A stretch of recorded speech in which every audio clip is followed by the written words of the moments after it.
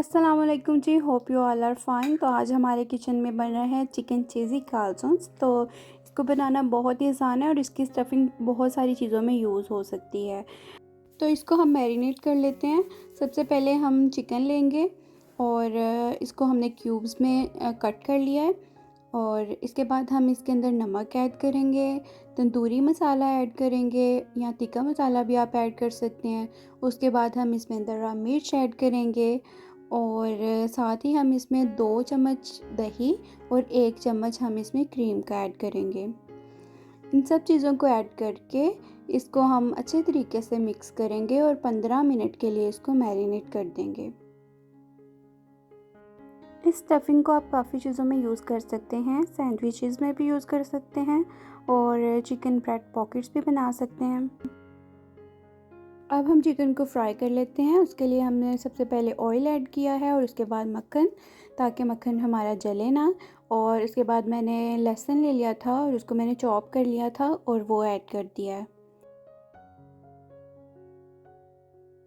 अब जी हम इसमें अपना मैरिनेटेड चिकन ऐड कर देंगे और इसको अच्छे तरीके से पकाएंगे।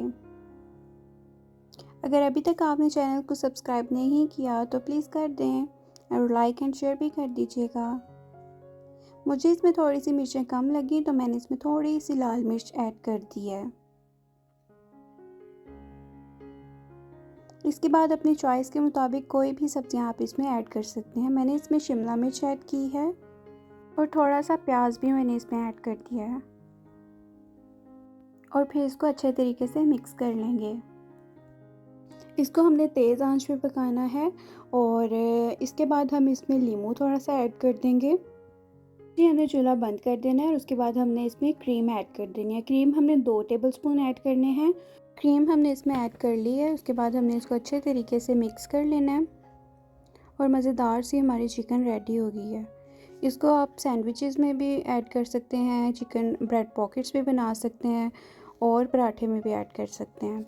अब जो मैंने रैप ले लिए हैं और रैप को मैंने फ़ोल्ड कर लिया है ताकि मुझे आइडिया हो जाए कि मैंने कितनी जगह पे अपनी स्टफिंग को ऐड करना है। इसमें आपका दिल चाहे जितनी मर्ज़ी आप इसमें स्टफिंग कर सकते हैं।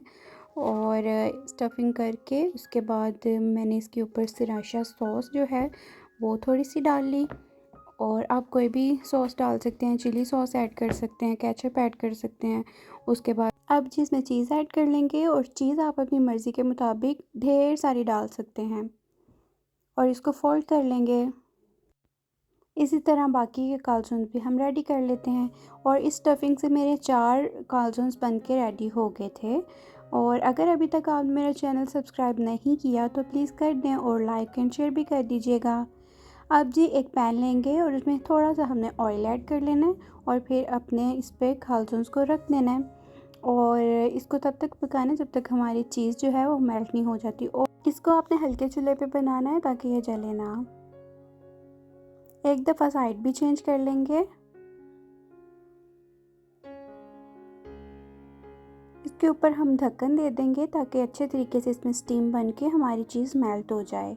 बहुत ही मज़ेदार हमारे चिकन चीज़ी काल्ज़ोन्स रेडी हो गए हैं। ज़रूर ट्राई कीजिएगा और मुझे इसका फ़ीडबैक ज़रूर दीजिएगा। इसके साथ ही मुझे इजाज़त दीजिए। दुआओं में याद रखिएगा। अल्लाह हाफ़िज़।